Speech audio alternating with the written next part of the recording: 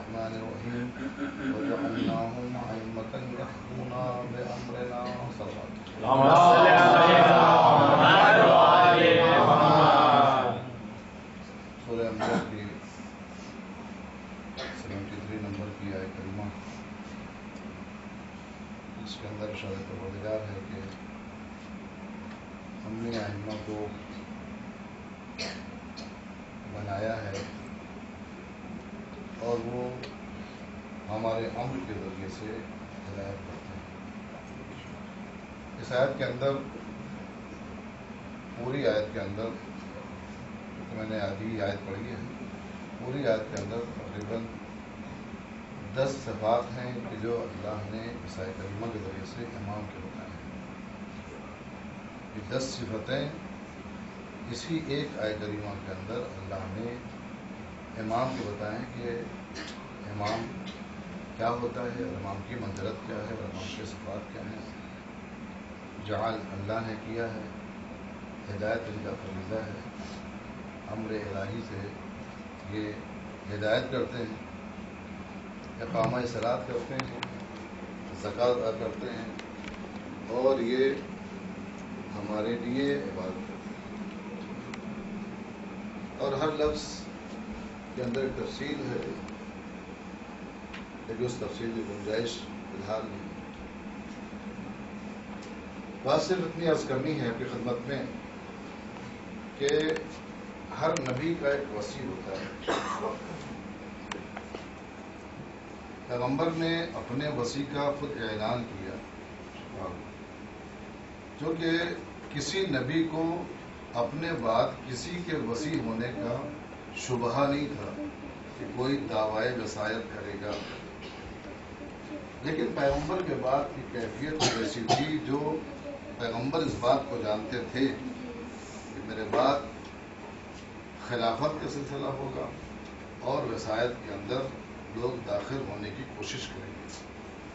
لہذا پیغمبر اسلام کی کھلی ہوئی ایک حدیث ہے کہ ہر نبی کا ایک وصی ہوتا ہے، اور میرا وصی علی ابن ابی طالب۔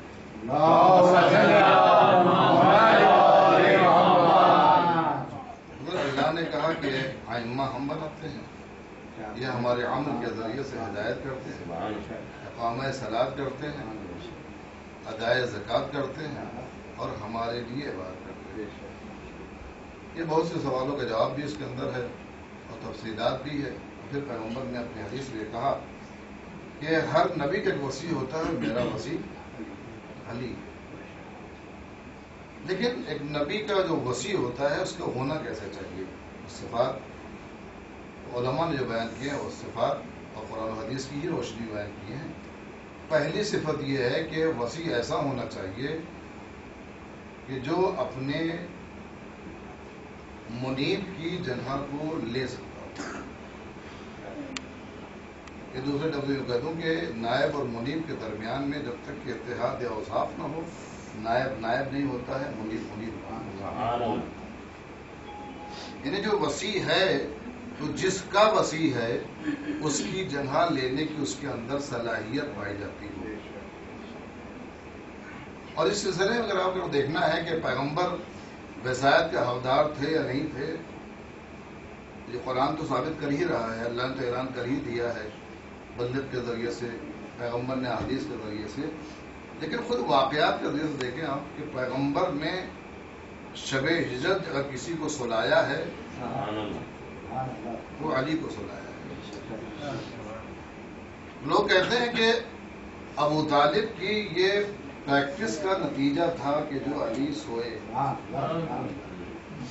تو ابو طالب کے اور بھی بیٹے تھے، انہیں سلاتے تھے،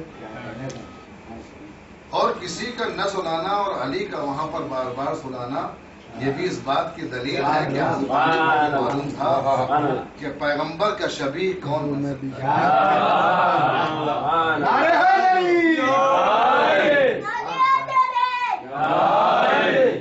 ورنہ ہر باپ اپنے بیٹے کو چاہتا ہے، اور منزلت بیٹے کی تقریباً سب کی تقریباً ایک ہی ہوتی ہے، انسیت ہوتی ہے، لگاؤ ہوتا ہے، لیکن ابو طالب کو یہ معلوم تھا کہ اگر میں عقیل کو لٹاؤں گا یہاں پر تو لوگ سمجھ جائیں گے کہ یہاں پر عقیل ہے۔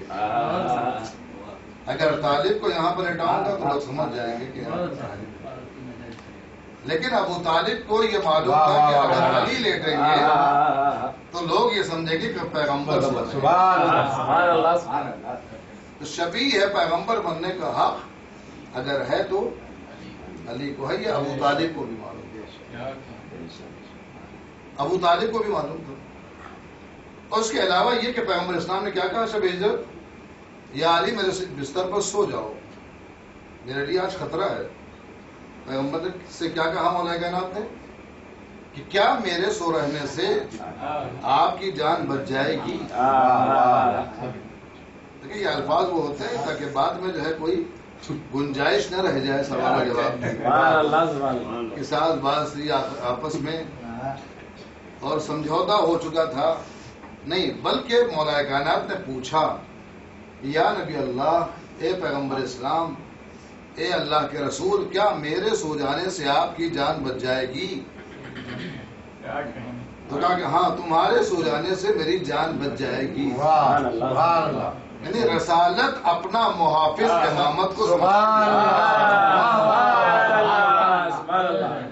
رسالت اپنا محافظ امامت کو سمجھتی ہے، اور کہا کہ تم سو جاؤ۔ اور دیکھیں ایک انداز ہوتا ہے سلانے کا بھی، میں ذاکر ہوں، ذاکر یہاں پر اور موجود ہیں، ہم لوگ جب کہیں جاتے ہیں مجلس پڑھنے کے لیے تو ہم لوگ ایک کمرہ دیا جاتا ہے کہ آپ یہاں پر تشریف رکھیں، آرام کریں۔ ظاہر کہ گھر کے اندر بچے بھی ہوتے ہیں تو صاحب خانہ بچوں کو لے کر کے باہر چلا جاتا ہے کہ یہ رہیں گے تو آپ کو جو ہے ڈسٹرب کریں گے، روئیں گے، گریا کریں گے۔ نہیں غور کیا، مزاحمت کریں گے، لہذا جو ہے آپ کو کوئی ڈسٹرب نہ ہو، کوئی تکلیف نہ ہو، آپ آرام سے رہیں۔ میں بچے کو لے کے جا رہا ہوں، یہ نالائق ہو سکتا ہے رو کر کے آپ کو جو ہے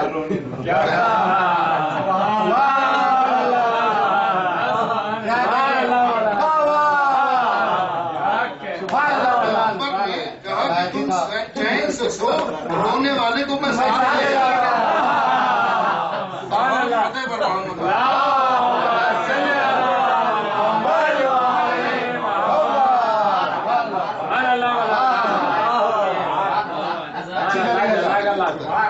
مولانا صاحب ہیں، تشریف لائے ہیں، باہر سے آئے ہیں، رحمت کریں گے، مجلسیں پڑھیں گے، زیادہ زحمت ہو، نالائق ہے، اس کو باہر تاکہ کوئی مزاحمت آرام کریں۔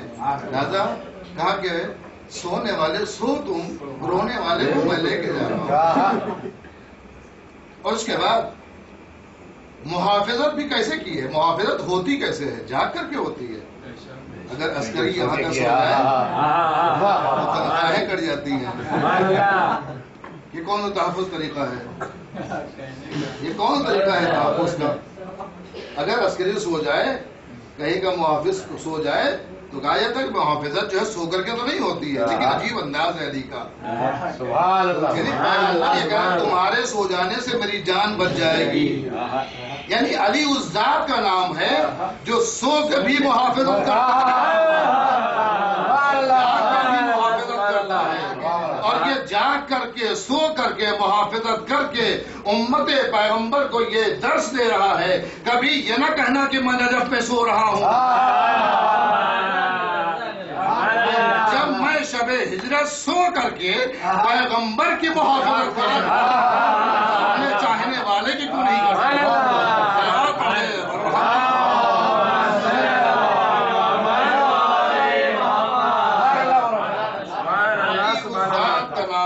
سو کر بھی بچا سکتا ہے اور جاگ کر بھی بچا سکتا ہے۔ اب یہ سوال نہیں کہ وہ کربلا میں سو رہے ہیں، یہ سوال نہیں کہ وہ نجف میں سو رہے ہیں، ان کی شان ہی یہ ہے، یہ سوتے ہیں تو وہی کام کرتے ہیں جو عالم بیداری میں دنیا پہچانے کہ یہ کون ہیں، ان کی شخصیت کیا ہے۔ اور یہ دنیا کے لیے محافظت کا ایک انوکھا انداز تھا۔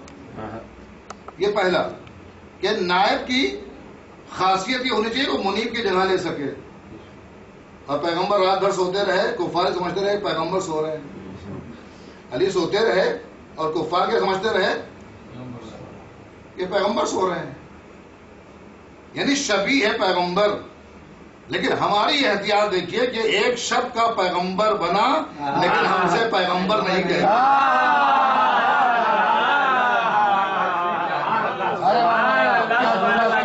ایک شب کے ہی لیے صحیح لیکن بنا لیکن ہم نہیں کہتے. کیوں؟ ہم جو کہتے ہیں وہی کہتے ہیں جو ادھر سے کہتے ہیں. اس نے کہا امام تو ہم امام کہتے ہیں, اس نے کہا نبی تو ہم نبی کہتے ہیں, اس نے کہا ولی تو ہم ولی کہتے ہیں, اس نے کہا مولا تو ہم مولا کہتے ہیں. سلوات پڑھتے ہیں.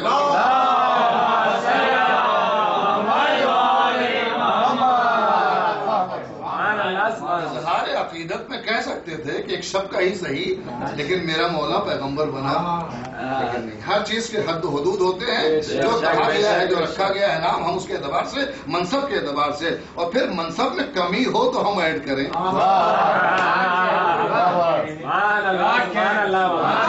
کمی ہو تو ہم ایڈ کریں. یہاں تو فضائل کا ٹھاٹھے مارتا ہوا سمندر ہے. سارے اجزاء قلم بن جائیں, سارے دریا روشنائی بن جائیں, سارے جن و ملک مل کر لکھیں, جب بھی نہیں لکھ سکتے. سب کے سب عاجز ہے. جسے قرآن کے لیے کہا گیا کہ تمام جنوں سے مل کر اگر اس کا جواب لانا چاہے تو ہی لا سکتے ہیں, ویسے ہی جو ہے یہاں بھی کہا گیا تو نہ اس کا جواب ممکن نہ اس کا جواب ممکن. کیوں؟ وہ قرآن ہے, یہ وارث قرآن ہے. وہ کتاب ہے, یہ وارث کتاب ہے. تو یہ پہلی صفت ہے کہ نائب کے اندر یہ خصوصیت ہونا چاہیے کہ وہ منیب کی جگہ کو لے سکے, منیب کی جگہ کو لے سکے. اور دوسری چیز کیا ہے؟ دوسری چیز یہ ہے کہ نبی کے نائب بننے کی سب سے بڑی خاصیت یہ ہے کہ کوئی بھی بت پرست اس کا نائب نہیں بن سکتا. کوئی بھی بت پرست ماضی میں رہا ہو, حال میں ہو یا مستقبل میں ہونے کا امکان ہو, تو ایسا آدمی نبی کا وصی نہیں بن سکتا ہے. نبی کا وصی نہیں بن سکتا. ثبوت کیا ہے اس کا؟ ثبوت کیا ہے؟ اب دیکھیں تاریخ میں, دیکھیں جب فتح مکہ ہوئی اور فتح مکہ ہونے کے بعد پیغمبر نے اپنے چاہنے والوں سے جو اطراف میں تھے, جو باہر سے آئے تھے, ان سے کہا کہ بڑھو, آگے بڑھ کر کے جو ہے بتوں کو توڑو. تو پسو پیش پڑ گئے. مدت جس کے سامنے سر جھکایا ہے, گوارا نہیں کرتا دل, کیسے توڑے؟ کوئی نہیں تھا وہاں پر کہ جو جا کے بتوں کو توڑ دیتا. اور پیغمبر کا حکم تھا فتح مکہ کے بعد, پیغمبر کا حکم تھا کہ جا کے بتوں کو توڑو, لیکن کوئی نہ تھا جو جا کے توڑتا. کیوں؟ سب کے سب پہلے بت پرستی کر چکے تھے. لہذا ایک شخص تھا جس نے کھڑے ہو کے کہا یا نبی اللہ, میں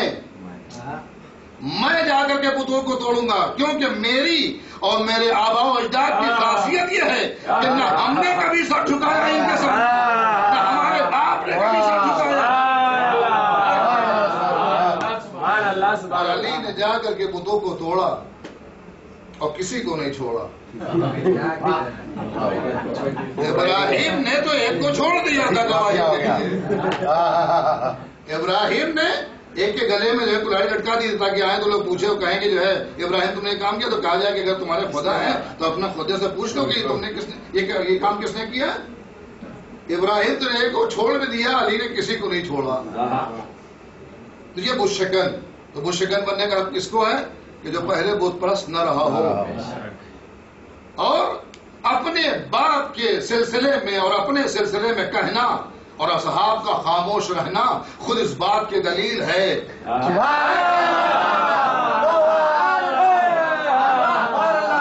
منہ سے کہیں نہ مانتے سب تھے کہ ایمان ابو طالب کیا ہے. اور اس کے بعد پیغمبر کے دوش پر سوار ہو کر کے بتوں کو توڑا, اور اس کا پیغمبر نے پوچھا یا علی اپنے آپ کو کتنا اونچا محسوس کر رہے ہو؟ کہا کہ اگر میں چاہوں تو میں تاروں کو توڑ لوں, ستاروں کو توڑ لوں. یہ صرف تقریب ذہن کے لیے کہا تھا, یہ صرف تقریب ذہن کے لیے کہا تھا تاکہ انسان کو بلندی کا تصور پیدا ہو جائے.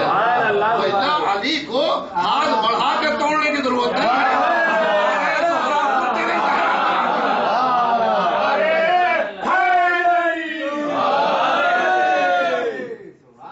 ہاتھ بڑھا کے توڑنے کی ضرورت نہیں ہے، یہ تو صرف سمجھایا ہے کہ بلندی تم بھی سمجھو۔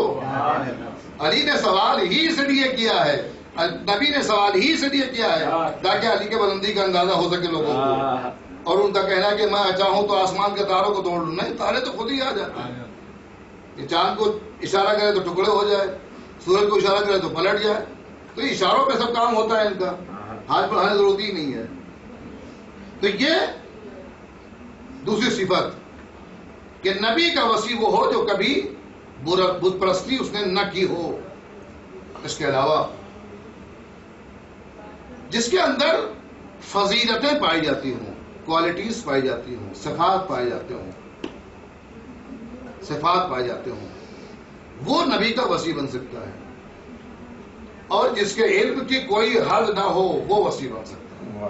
یہ نہیں کہ علم ہو، علم ہونا اور ہے اور لامحدود علم ہونا اور ہے، کیونکہ علی اور نبی سمجھانے اس پروردگار کو آئے ہیں جس کی ذات لامحدود ہے، تو اگر علم محدود ہوگا تو ذات لامحدود کو سمجھا نہیں سکتے، تو ذات لامحدود کو وہی سمجھائے گا جس کے پاس علم لامحدود ہوگا۔ صلوات اللہ پر محمد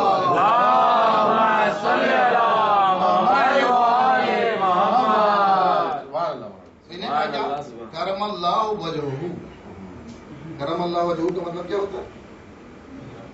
یعنی وہ چہرہ کہ جس کے چہرے کے اوپر اللہ کی کرامت برستی ہے، اللہ کا کرم ظاہر ہوتا ہے، اسے کہتے ہیں کرم اللہ وجہہ۔ جو کہنے کی وجہ ہے وہ یہ ہے، یہ جو ہے کہیں بت پرستی نہیں کیا وہ بھی ایک وجہ ہے، اور بہت ساری وجوہات بتائی گئی ہیں، اس میں سے ایک وجہ یہ بھی ہے کہ کرم اللہ وجہہ اس لیے کہتے ہیں کہ وہ چہرہ کہ جس کے اوپر اللہ کا کرم ظاہر ہوتا ہو، جس کو دیکھ کر کے جلوہ پروردگار نظر آتا ہے، جسے دیکھ کر کے صفات الہی کی طرف انسان کا ذہن مائل ہوتا ہے، کیونکہ یہ سمجھانے کے لیے آئے نا پروردگار کو، یہ تو اللہ کو سمجھانے کے لیے آئے، تو کرم اللہ وجہہ۔ دیکھیں دو طرح کی چیزیں ہوتی ہیں، یہ کرم اللہ وجہہ ہے، اس کے علاوہ دو چیزیں ہوتی ہیں، ایک ہوتی ہے سیرت اور ایک ہوتی ہے صورت۔ صورت اگر اچھی نہ بھی ہو اور سیرت اچھی ہو تو انسان لائق تعریف ہے، اور اگر صورت اور سیرت دونوں اچھی ہو تو پھر کیا کہنا، سونے پہ سہاگا ہے۔ صلوات پڑھتے پر محمد والے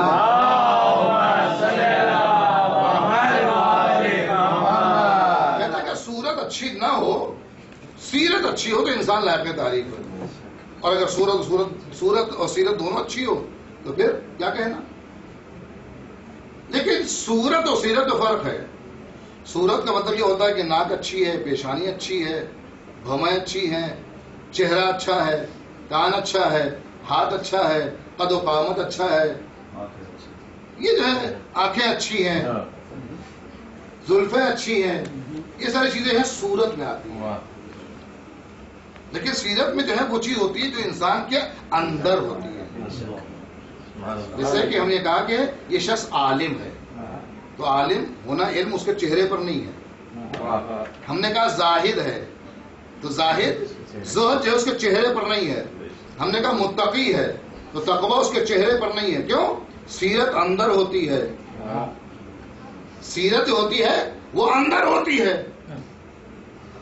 اور پیغمبر اسلام نے کیا کہا کہ اگر کوئی شخص آدم کو ان کے علم میں دیکھنا چاہتا ہے، نوح کو ان کے تقوی میں دیکھنا چاہتا ہے، عیسیٰ کو ان کے زہد میں دیکھنا چاہتا ہے، موسیٰ کو ان کی ہیبت میں دیکھنا چاہتا ہے، اسے چاہیے کہ وہ علی کا چہرہ دیکھے۔ یہ سب کے سب ہیں سیرت، انبیاء کی سیرت دیکھنے کے لیے علی کا چہرہ دیکھے۔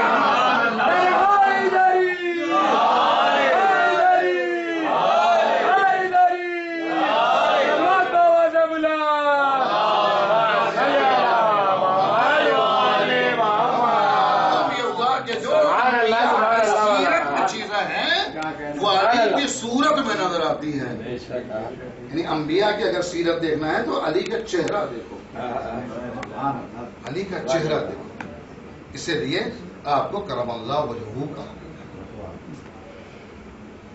سیرت جو داخلی شے ہے یہ ان کے چہرے سے نظر آتی ہے. یہ مظہر العجائب ہے، یہ مظہر صفات الہی ہے، یہ مظہر سیرت انبیاء ہے. ایک علی کا چہرہ، اللہ کا مظہر دیکھنا ہے، اللہ کے جو ہے صفات کو دیکھنا ہے، علی کا چہرہ دیکھنا وجہ اللہ ہے. انبیاء کی سیرت دیکھنا ہے تو علی کا چہرہ دیکھنا. عجائبات کا ظاہر ہونے کی جگہ دیکھنا ہے تو علی کا چہرہ دیکھو. ان تمام چیزوں کا جو محور ہے، کہتے ہیں کہ ہر انسان دنیا کا تڑپتا ہے، پریشان ہوتا ہے، مچلتا ہے، جد و جہد کرتا ہے فضیلتوں کے لیے. فضیلتیں مچلتی ہیں علی تک آنے. فضیلتیں مچلتی ہیں علی کی طرف آنے کے لیے. رفتیں طواف کرتی ہیں علی کی ذات کا، کمالات طواف کرتے ہیں علی کی ذات کا. صفات، بہترین صفات، اچھے اخلاق، اچھا کردار، یہ علی کی پہچان ہے.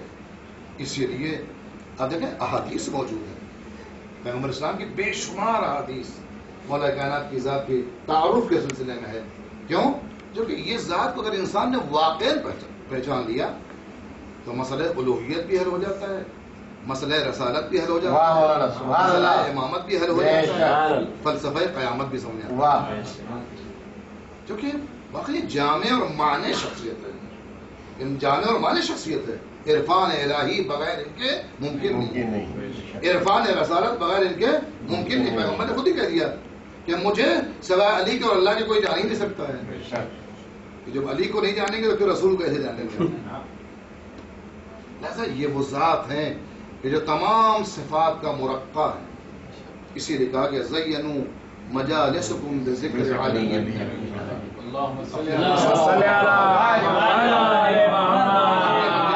مزین کرو ذکر علی سے.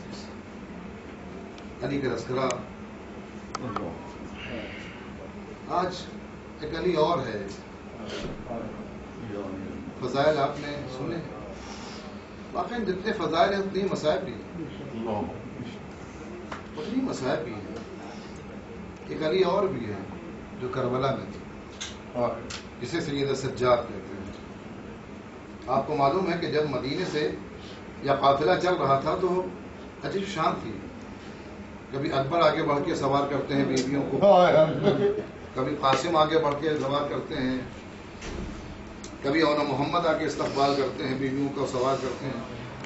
لیکن روایت بتاتی ہے کہ جب جناب زینب آئی ہیں تو تمام کے تمام بنی ہاشم کھڑے ہو گئے استقبال کے لیے.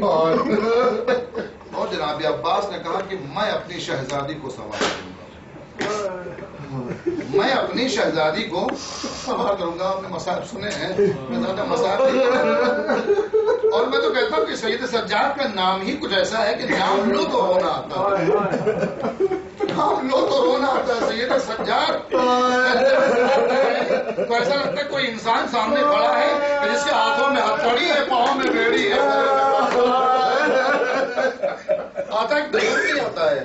لب سے سجاد کہیے فوراً تو تصور آتا ہے کہ ایک انسان ہے کہ جو تو پہ گربان لیے ہوئے کبھی سر کو جھکاتا ہے کبھی اٹھاتا ہے.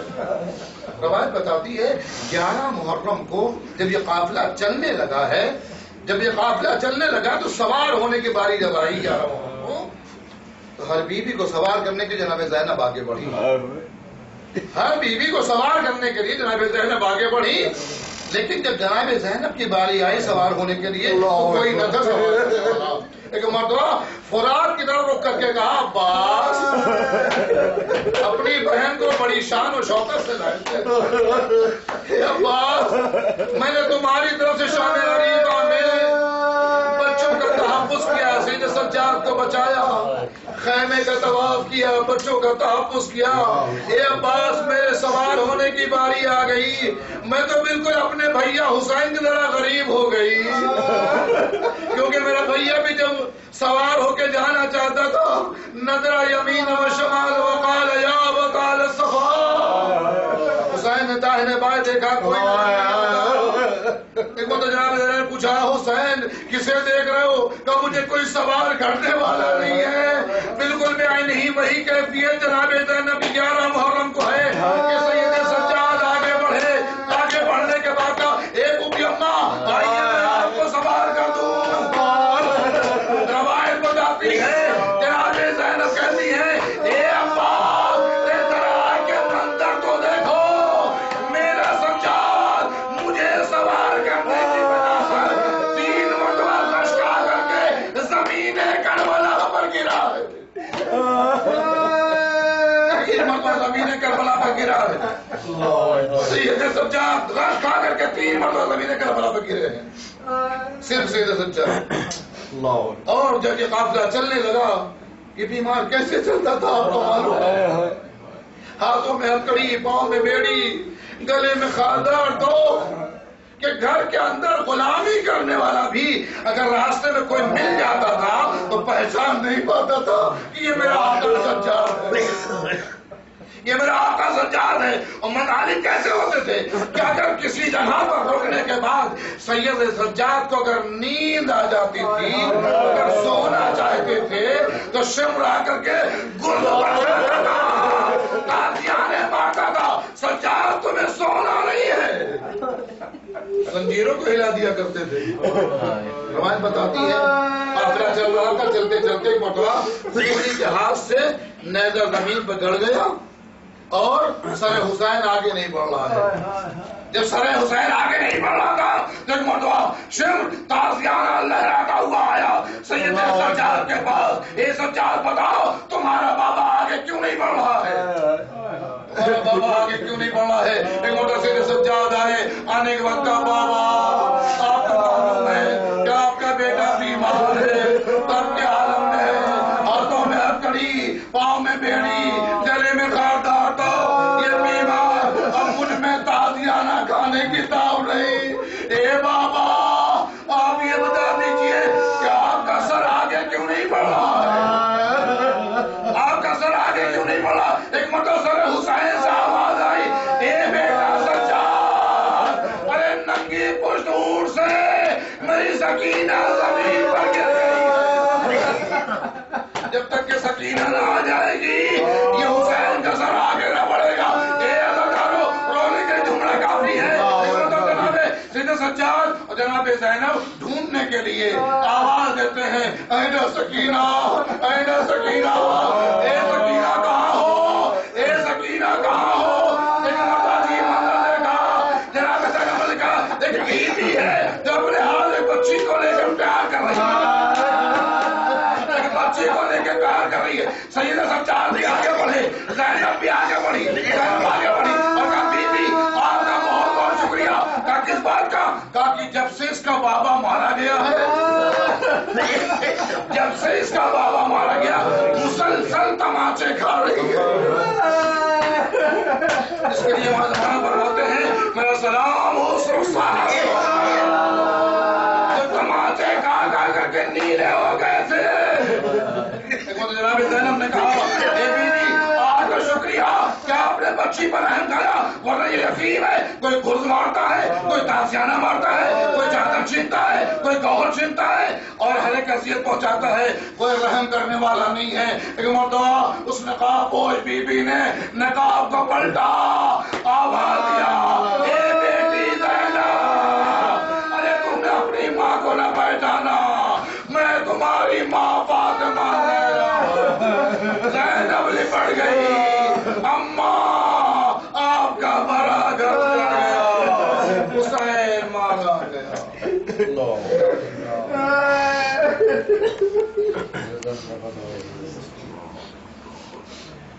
ہمارے لحاظ کے محمد والے بندہ ہے، ہمارے پرانے کبھی رسم صاحب